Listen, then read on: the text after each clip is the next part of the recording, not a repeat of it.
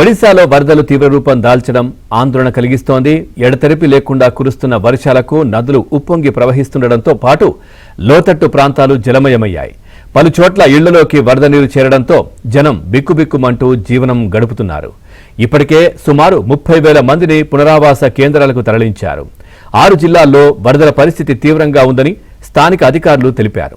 భారీ వర్షాలతో ఇటు జలక, సాలాంది, బైతారని నదుల్లో ప్రవాహం ఎక్కువగా ఉంది. మరోవైపు మహానదిలో ప్రవాహం పెరుగుతోంది.